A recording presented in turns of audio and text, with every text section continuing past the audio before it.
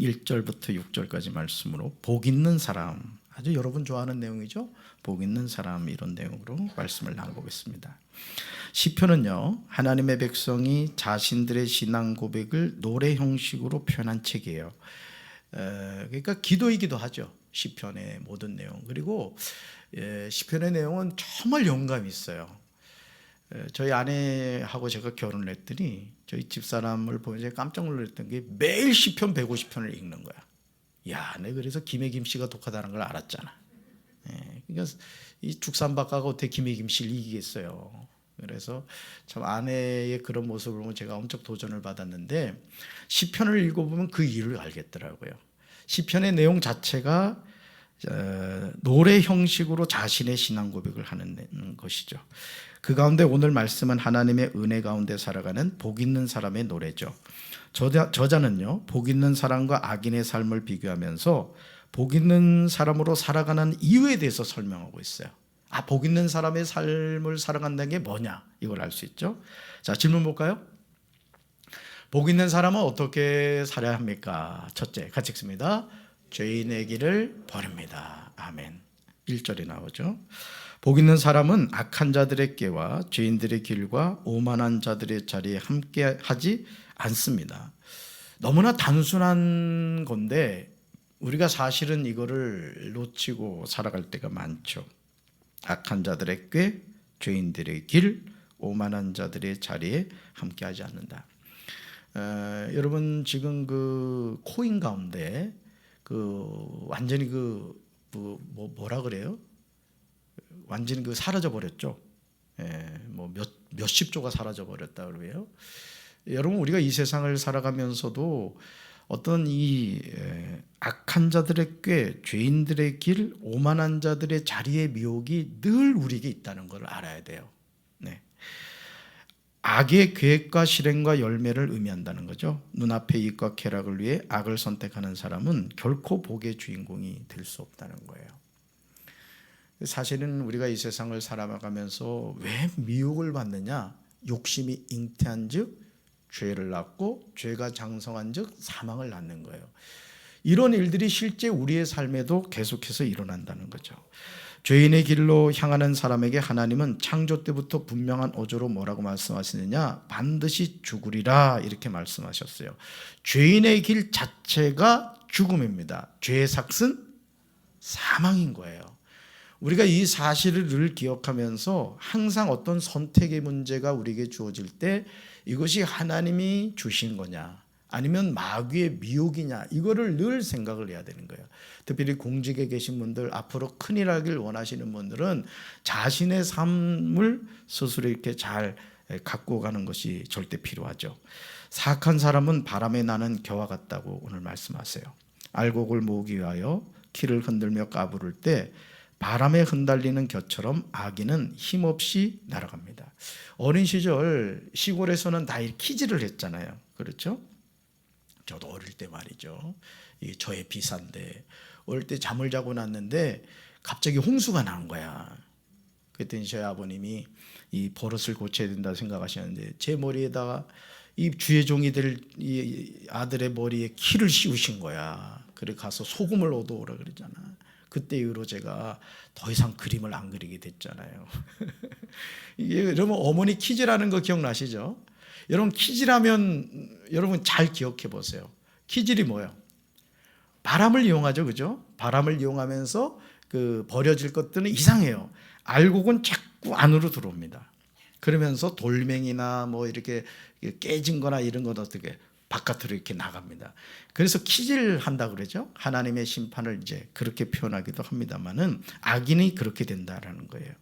겨는 심판의 바람을 견디지 못하여 의인들의 모임에 결코 참여하지 못한다라는 거죠. 바람에 흩날리게 하는 사탄의 꾀과 열매는 그 어떤 경우라도 거부해야 돼요. 얼마 전에도 매스컴을 통해 여러분 복을 받으셨겠습니다만 그 산악회에서 이제 등산을 한 거예요. 그런데 산악회 회장이 이 평소의 루트가 아니라 다른 루트로 가가지고 뭐 50m인가 하여간 5m인가 50m 아래로 추락해 죽었다는 거예요. 왜 죽었죠? 길이 아닌 곳으로 갔기 때문에 그래요. 오늘 우리가 이 세상을 살면서도요, 길인 것처럼 보이지만은 길이 아닌 길이 많다는 거죠. 그러니까 이런 것을 우리가 잘 분별해야 된다. 어떻게 분별할 수 있을까요? 하나님의 말씀을 가까이 할 때 분별하는 지혜를 하나님이 주신다는 거예요. 이런 지혜를 얻게 되길 주님의 이름으로 축원합니다. 바람에 흩날리게 하는 사탄의 꽹과 열매는 그 어떤 경우라도 거부해야 돼요. 예수님의 길을 따르는 우리는 죄악의 길을 버려 복 있는 자의 삶을 살아야 됩니다. 그래서 따라합시다. 악은 모양이라도 버립시다. 아멘. 자, 두 번째 볼까요? 복 있는 사람은 어떻게 살아갑니까? 같이 읽습니다. 하나님의 말씀을 따릅니다. 2절 같이 읽습니다. 오직 여호와의 율법을 즐거워하여 그의 율법을 주야로 묵상하는도다. 아멘. 복 있는 사람은 율법을 즐거워하여 밤낮으로 말씀을 묵상한다는 거예요. 여러분, 요즘 여러분들이 이제 건강에 대한 관심이 많다 보니까 영양제 드시죠? 영양제 드시는 분들이 있을 거예요. 그 영양제를 꾸준히 드실 겁니다. 꾸준히 드시다 보면 어느 순간 이제 몸에 그것이 어떤 유익함이 이제 나타나게 되죠. 하나님의 말씀도 마찬가지라는 거예요. 하나님의 말씀도 밤낮으로 즐거워하여 묵상해야 된다. 이는 복 있는 사람의 적극적인 행위예요. 한 사람의 신앙이 건강하냐 병들었느냐를 알 수 있는 바로미터가 있어요. 그게 뭐냐? 말씀을 읽느냐, 두 번째 기도를 하고 있느냐, 세 번째 예배 생활을 잘하고 있느냐, 또 좀 더 접근한다면 또 온전한 11조나 헌금 생활을 하고 있느냐, 이제 그런 것들을 통해서 진단할 수 있다라는 거예요. 율법을 즐거워하는 일은 하나님의 뜻을 기쁜 마음으로 행함을 의미합니다. 하나님의 말씀이 우리에게요 즐거움이 돼야 돼요. 아멘. 여러분, 성경은요 하나님이 우리에게 주신 연애 편지입니다. 여러분, 아마 우리 여성분들 가운데 남편 만나기 이전에 연애를 했을 때 그 피가 보낸 편지를 갖고 있는 분들이 있을 거야. 지금 식은땀 흘리는 몇 분이 있는 것 같아. 여러분, 그 연애 편지를 이렇게 읽으면 어때요? 막 감동이 되지 않아요? 그렇죠. 저는 받아본 적이 없어서 감동이 뭔지를 몰라요. 저는 쓰기는 했는데 받진 못했어요. 그래도 중요한 건 결혼하고 산다. 이제 이게 중요한 건데, 여러분, 연애 편지라는 것은 읽으면 어때요? 기분이 막 가슴 설레잖아요, 그죠? 막 가슴 설레고 막 그 내용 하나하나가 막 가슴에 막 와닿잖아요. 근데 성경은 하나님이 우리에게 주신 뭐라고요? 연애 편지. 연애 편지를 읽을 때 감동이 있잖아요. 그러니까 하나님의 말씀을 가까이 하는 게 왜 즐겁냐? 연애 편지이기 때문에 그래요. 그래서 성경은 계속 우리에게 뭘 말하냐면 하나님이 나를 사랑하신다는 것을 계속 보여주고 있다라는 거예요. 그래서 율법을 즐거워하는 이들은 하나님의 뜻을 기쁜 마음으로 행함을 의미합니다. 또 묵상으로 번역된 히브리어 하가는 중얼거리다, 속삭이다라는 뜻을 가지고 있어서 이 구절은 말씀을 날마다 암송하며 생활한다는 거예요. 그래서 우리가 건강한 신앙생활을 하려면 말씀을 자꾸 암송하셔야 돼요. 암송을 하셔야 돼요. 그래서 여러분이 성경 읽다가 특별히 은혜가 되는 구절이 있으면은 직접 이렇게 카드를 만들어서 암송하는 방법도 있고, 기독교 서점에 가면은 또 이렇게 그 성경 암송 카드가 있어요. 그래서 그런 말씀 카드를 자꾸 암송하셔야 돼요. 그리고 요즘 이 스마트폰에 들어가 보면 암송해야 될 성경 구절들을 이렇게 또 해놓은 분들이 있어요. 그래서 그런 걸 가지고 자꾸 이렇게 말씀을 암송해야 돼요. 그래서 성경을 암송하면 치매에 걸리지 않습니다. 왜? 하나님의 말씀이 살아있기 때문에 우리 기억력을 말씀이 새롭게 이렇게 해주시죠. 그래서 율법은 유대인들이 토라로 부르는 모세오경을 의미하지만 오늘 본문은 넓은 의미에서 하나님께서 하신 모든 말씀을 가리키는 거예요. 오늘 본문의 말씀이 이걸 말해주고 있고요. 그리고 하나님의 율법은 유대인들에게 최고의 긍지였다는 거죠. 여러분, 하나님이 시내산에서 이스라엘 백성들에게 십계명을 주셨잖아요. 그렇죠? 그 십계명을 주셨고, 그리고 창세기, 출애굽기, 레위기, 민수기, 신명기를 모세가 기록했단 말이에요. 그게 상상해서 기록한 게 아니죠. 하나님이 모세에게 주신 말씀들을 이렇게 기록한 거예요. 정확하게 말씀을 드리면 사실은 이 성경은요, 처음부터 이렇게 기록됐던 게 아니에요. 입으로 이렇게 암송해서 전해졌었던 겁니다. 처음부터 기록이 됐던 게 아니에요. 어느 시기가 돼서 이게 이제 글자로 기록이 된 것이지, 예전에는 이 창세기, 출애굽기, 레위기, 민수기, 신명기 같은 경우는 입에서 입으로 구전이 됐던 거예요. 구전. 여러분, 우리나라도 마찬가지잖아요. 우리나라도 이제 옛 그 민담이나 이런 것들 입에서 입으로 통해서 나중에 그걸 누군가가 정리해서 책으로 나왔듯이 모세오경도 이제 그렇게 됐다라는 겁니다. 그래서 율법의 소유 자체를 복이라고 할 수는 없어요. 여러분이 성경 누구나 다 갖고 있잖아요. 그렇죠?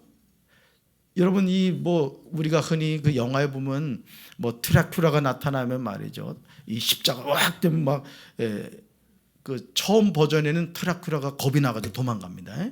근데 2탄 3탄부터는 십자가 갖다 대니까 드라큘라가 어떻게 해요? 딱 십자가 잡고 꺾어버리죠. 그러니까 십자가 자체가 능력이 아니라는 성경적인 의미가 있는 거예요. 우리가 갖고 있는 이 성경도 마찬가지예요. 성경도 여러분이요, 집에다 100권을 가지고 있다 할지라도 이 성경의 말씀을 펼쳐서 읽고 암송하지 않으면 이 말씀은 능력이 없는 거예요. 아멘?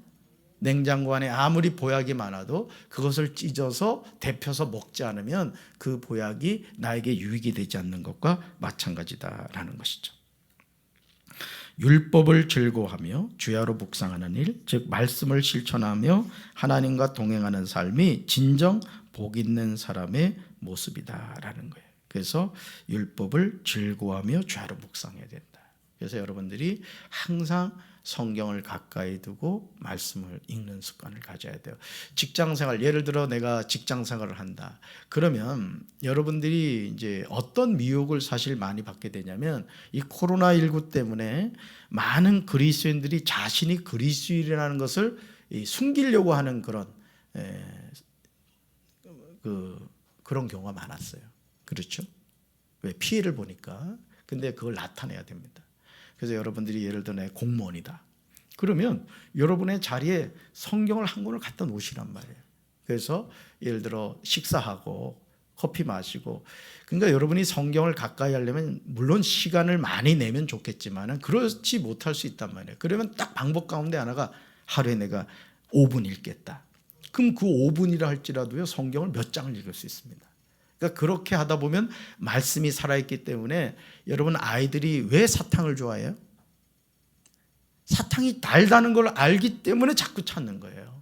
맛이 없으면 여러분 쓴맛이 난다 그러면 줘도 안 먹죠. 성경도 마찬가지란 말이에요. 그러니까 여러분이 근무하는 여러분이 직장에서도 성경을 가까이 갖다 놓고 한두 구절이라도 자꾸 보는 습관을 들이다보면 어느 순간 그 말씀의 맛을 알게 되고 말씀을 더 깊이 이렇게 파게 되는 것이죠. 저는 우리 사랑하는 성도들이 그렇게 하나님과 동행하며 살게 되길 주님의 이름으로 축원합니다. 자, 셋째 볼까요? 복 있는 사람은 어떻게 살아갑니까? 셋째가 찍습니다. 풍성한 열매를 맺고 형통한 복을 누립니다. 3절부터 6절에 나옵니다. 내용으로 바로 가겠어요. 악인의 길을 떠나 하나님의 말씀 가운데 사는 사람에게는 약속된 복이 있다는 거죠. 가야 할 길, 가지 말아야 될 길이 있어요. 오늘 우리가 신앙생활 하면서도 이거를 분별을 못하면 결국은 그것 때문에 내 발목이 잡히게 됩니다. 이게 영적 분별력을 갖는 거예요. 시냇가에 심은 나무의 복은 메마른 광야에 살던 유대인들이 꿈꿀 수 있는 최고의 복이죠. 그죠? 시냇가에 심겨진 나무. 철을 따라 맺는 열매의 복이 그 뒤를 잇습니다. 그러니까 어디에 심겨지느냐가 중요한 거예요. 그러니까 우리가 살아가는 삶, 우리가 하는 행동, 우리가 하는 말도 마찬가지. 제가 이 언어 사용에 대해서도 많이 이야기를 합니다만은, 여러분 자신의 삶을 한번 돌이켜 보세요. 그러면 습관적으로 원망과 불평을 많이 하는 사람들이 있어요. 예를 들어 이런 거죠. 배고파서 죽겠다. 배불러서 죽겠다. 배 아파서 죽겠다. 너무너무 좋아 죽겠다. 이 사람은 맨날 죽는 거예요. 맨날 죽는 거예요. 말이란 게 정말 중요한 겁니다. 왜냐하면 그 말이란 건 항상 부메랑이 되어서 나에게 돌아옵니다. 제가 오프라 윈프리 얘기 많이 합니다만은 오프라 윈프리 인생이 바뀌게 된 게 뭐예요? 감사 노트입니다. 감사 노트. 그러니까 여러분의 인생이 정말 바뀌기 원하고 여러분의 삶이 감사로 바뀌길 원하고 가정이 감사로 바뀌길 원하면 내일부터라도, 아니 오늘 심야기도 끝나고 집에 가셔서 빈 종이를 하나 노트를 하나 준비하세요. 노트를. 그리고 10가지씩 감사를 한번 써보세요. 너무 심오한 거 쓰지 마시고, 소화 잘 돼서 감사하다. 오늘 심야기도 가서 은혜 받아 감사하다. 뭐 있잖아요, 그죠? 모처럼 속해 붙어 앉았더니 감사하다. 뭐 이런 식으로 쭉 10가지 쓰다 보면 나중에 그 감사가 점점 깊어진다라는 거예요. 여러분, 철은 열매 때를 의미하죠. 우리는 추수의 때에 수확물이 있는 것을 당연한 일로 여기지만 이 역시 역사의 주관자이신 하나님이 허락하셔야만 가능한 복이에요. 농부가 아무리 열심히 농사를 지어도요, 보세요. 농부가 할 수 있는 일이 뭐죠? 지금 이제 논산을 가다 보면 벼를 심은 데가 많더라고요. 지금 또 이렇게 트랙터로 이렇게 하는 논도 있고 그런데 잘 보세요. 농부가 하는 일이 뭐예요? 밭을 갈죠? 물을 채우죠? 그리고 벼를 심어요. 자, 농부가 할 수 없는 일이 뭐예요? 햇빛? 농부가 주관합니까? 비? 농부가 주관합니까? 계절? 농부가 주관합니까? 사실요, 하나님이 해주시지 않으면 풍년은 기대할 수 없는 거예요. 그러니까 오늘 우리가 이 세상을 살아가면서 왜 시냇가에 심겨진 나무가 복이 있느냐? 여기서 시냇가에 심겨진다는 게 뭐겠어요? 하나님의 말씀을 붙잡고 사는 인생이 된다는 걸 의미하는 거예요. 하나님의 말씀을 붙잡고 살아가는 인생이 어떤 인생이다? 그가 하는 모든 일이 다 형통해지는 거예요. 아멘? 네, 그걸 우리에게 지금 말해주고 있어요. 잎사귀가 시들지 않는 형통한 복도 약속하셨는데 이는 지속적인 복을 의미하죠. 이 모든 복은 시냇가에 심어져야 가능한 거예요. 우리가 그토록 바라는 복은 하나님에게서 비롯되죠. 시냇가의 나무처럼 하나님께 뿌리 내려야 때마다 풍성한 열매를 맺고 잎사귀 하나 시들지 않는 형통한 삶을 살 수 있다는 거죠. 그러니까 여러분, 다리도 뻗을 때를 벗고 뻗으라 했어요. 우리 인생은 하나님의 손에 붙잡혀야 될 줄로 믿습니다. 정말 중요합니다. 그러니까 하나님께 붙잡힌 인생이 어떤 인생이다? 시냇가에 심겨진 나무 같은 인생이다라는 거예요. 그래서 시들지 않는 형통한 삶을 살아갈 수 있다. 풍성한 열매를 맺게 되죠. 하나님의 말씀을 즐거워하며 실천하는 일은 곧 생명수 샘의 뿌리를 내리는 일이에요. 시냇가에 심은 나무는 나무 중에 가장 복된 나무죠. 이런 금강둔치를 가보면 똑같은 땅이에요. 근데 이상하게 같은 날 같은 때에 심겨진 나무인데 죽어버린 나무들이 있더라고요. 주목해서 보신 분들은 그거 알 거예요. 너무 좋은 자리, 근데 나무가 죽었어요. 이유는 있겠죠. 뭐 그 나무를 심는 사람이 뿌리를 너무 짧게 해서 뭐 했거나 아니면 그 땅 밑이 돌이거나 뭐 여러 가지 이유가 있겠습니다만은 똑같은 환경에 심어지는 나무 같은데도 그 나무가 아주 푸르름이 더해가고 쑥쑥 크는 나무가 있는가 하면 메말라 죽는 나무가 있더라는 것이죠. 하나님의 사람이 시냇가의 나무가 되어 이 풍성한 복을 누리는 동안 악한 사람은 심판을 견디지 못하고 의인의 모임에 들지 못한다는 거죠. 그러니까 의인의 삶과 악인의 삶은 극명하게 나눠진다는 거예요. 우리가 살아가는 이 세상을 뭐라고 말하죠? 광야의 삶이라고 하죠. 광야의 목적지는 어디예요? 예?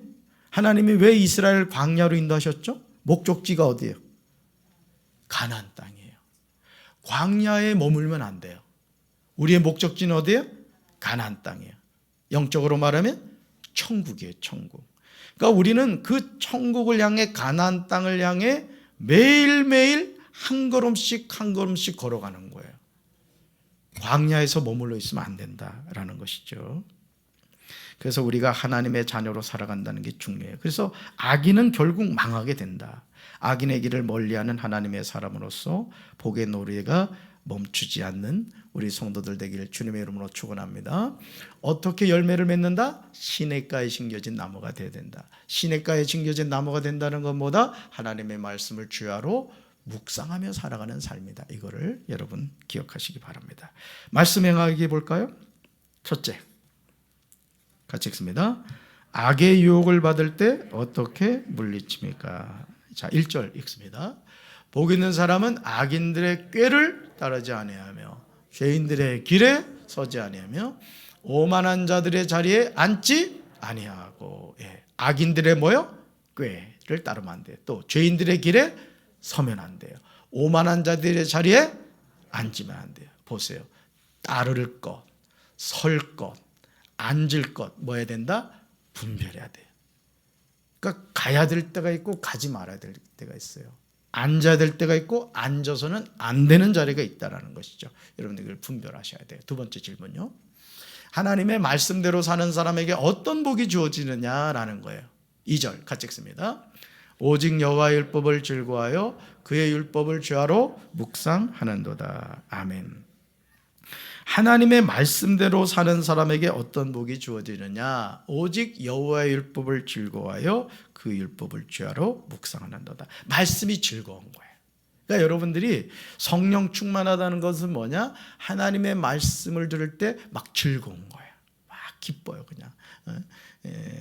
목사님이 또는 우리 전사님이 말씀을 전할 때 그냥 그 제비들이 말이죠. 어미 제비가 먹이 이렇게 갖다 주러 가잖아요.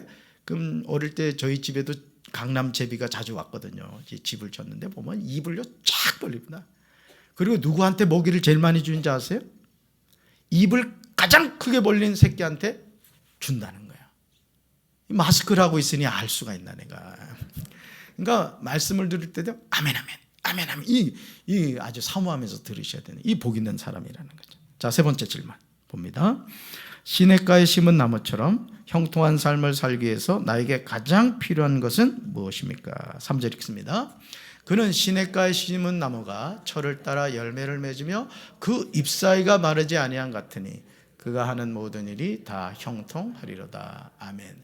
자, 열매를 맺는 것, 철 따라 열매를 맺는 것, 잎사이가 마르지 않는 것, 그가 하는 모든 일이 다 형통한 것. 방법은 뭐다? 시냇가에 심은 나무가 되는 것이다. 시냇가에 심은 나무가 된다는 건 뭐냐? 오직 여호와의 율법을 즐거워하여 그 율법을 주야로 묵상하는 삶을 산다는 거죠. 아멘. 그래서 여러분들이 이 자꾸 이렇게 말씀을 암송하세요. 진짜 암송하시면은 머리도 이렇게 저게 되고 치매도 없어져요. 치매도. 그렇게 하시기 바래요. 삶의 적용 볼까요? 같이 읽습니다. 유혹과 시험을 이길 때 힘이 되었던 성경 말씀을 적고 어떻게 이겨냈는지 속회원들과 나누어 봅시다 했어요. 그죠? 성경을 저도 이렇게 읽다 보면 저는 우리 그 전도사님들하고 아침에 잠언을 한 장씩 읽는다 그랬죠. 뭐 상황에 따라서는 안 읽을 때도 있습니다만은 그 잠언 말씀을 이렇게 쭉 읽어가요. 그래서 이제 이게 제 성경인데 이게 제 성경이에요. 자, 여기 보면 동그라미도 치고 밑줄도 그고 이렇게 있단 말이에요. 그러니까 지금 제가 여기 부임한 지가 벌써 19개월 정도 됐단 말이죠. 그러니까 아침마다 이거 읽었으니까 잠언을 벌써 몇 번이나 읽었겠어요. 근데 이상하죠. 이 똑같은 날에 똑같은 잠언을 읽는데도 하나님이 그때그때 주시는 말씀이 달라. 우리 전도사님들 그 어느 구절에 가장 은혜 받았느냐 이제 그걸 제가 물어봐요. 그러면 이제 그거를 이제 서로 이제 이야기하고 이러는데 보면 그때그때 달라요. 하나님이 주신 감동이 달라요. 왜 그럴까요? 하나님의 말씀은 살아있기 때문에 그렇습니다. 그래서 내 영적 상태를 하나님은 너무나 잘 아시잖아요. 그래서 하나님의 말씀을 읽다 보면은 하나님이 영적 처방전을 내려주시는 거예요. 그래서 오늘은 네가 잠언 1장 4절 말씀이 필요하구나 하면서 그 마음에 감동을 주세요. 그 말씀이 내 심령에 힘이 되고 은혜가 되는 것을 보게 되죠. 여러분도 유혹과 시험을 이길 때 하나님의 말씀을 붙잡고 승리하게 되시길 주님의 이름으로 축원합니다.